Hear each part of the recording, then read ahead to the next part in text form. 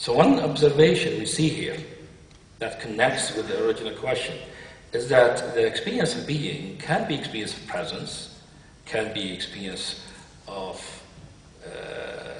clarity, can be experience of emptiness, experience of radiance, sense of truth and existence, but sometimes has in it a sweetness. Sometimes has in it more of a softness, a tenderness, has in it some kind of a juicy quality, more of a nectary quality.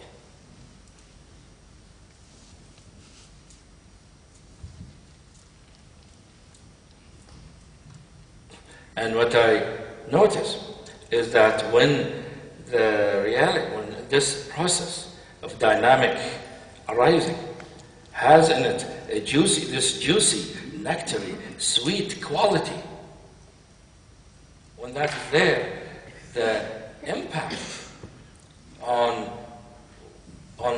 living being is not that they're just arising. It's not like they're just bubbling up, because you could bubble up and continue being depressed.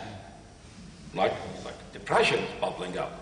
That also bubbles up. Or terror is bubbling up. Or could be just inertia. Reality is bubbling up, yes. However, we are always the same. However, when this bubbling up has in it this sweetness, has in it this nectary juiciness, this bubbling up does something to this process that make it what I call an unfoldment, or what I call an evolution, a development.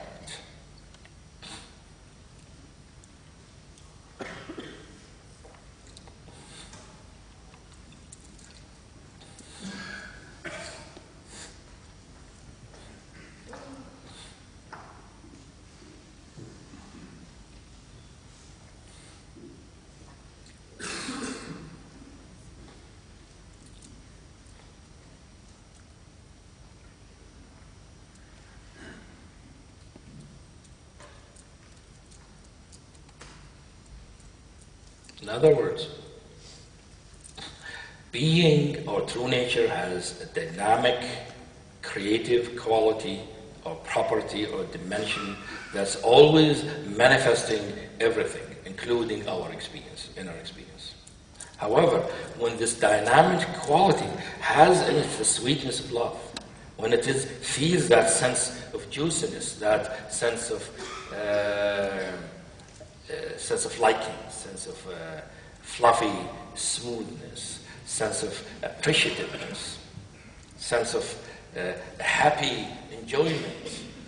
When that happens, something happens in our experience where it's not only manifesting, but manifesting in an evolving way. It's like it is manifesting, but manifesting new things that haven't manifested before. There's a novelty that comes in.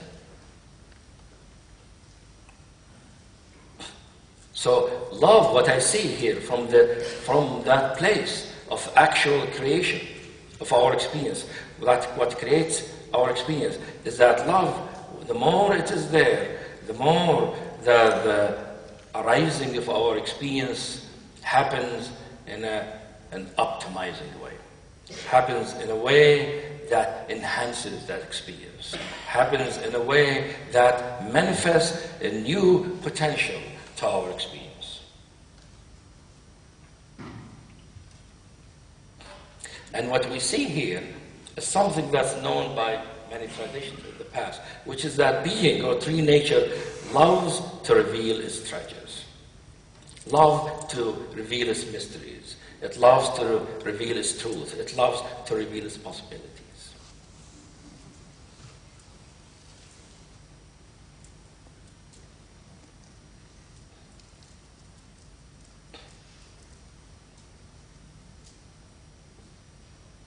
It is always manifesting, but it is not always revealing a new things. It's not always revealing a new potential that will develop the experience.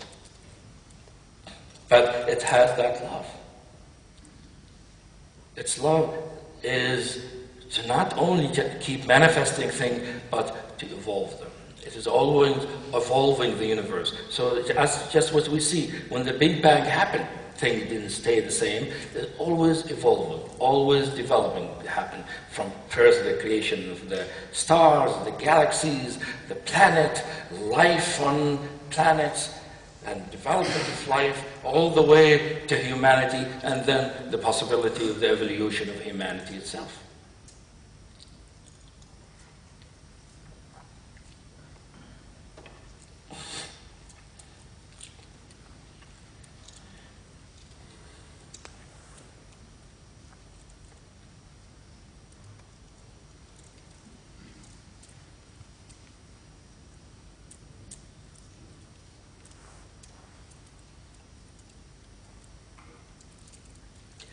So, being, or a true nature, or the spiritual nature of our soul, of our mind, or the spiritual nature of all of existence, has the force, it's always a manifesting thing, but also has a quality that we call, when we recognize it, we call it love, that when it is present, what manifests in a way that evolves and grows and develops, just has the quality of life that has a tendency of becoming more of itself, revealing more of its possibilities. And then what we see is that when we feeling our love for truth, when we recognize our love for reality, when we engage our love for freedom, is that when we do that, we are, in some sense, activating the love of being that has the function of optimizing the manifestations of being. When we don't engage our heart, when we don't engage our love, it's like we're not tuning in to the evolutionary force of the universe. Because the evolutionary force of the universe turns out as love. So as you notice, I made many connections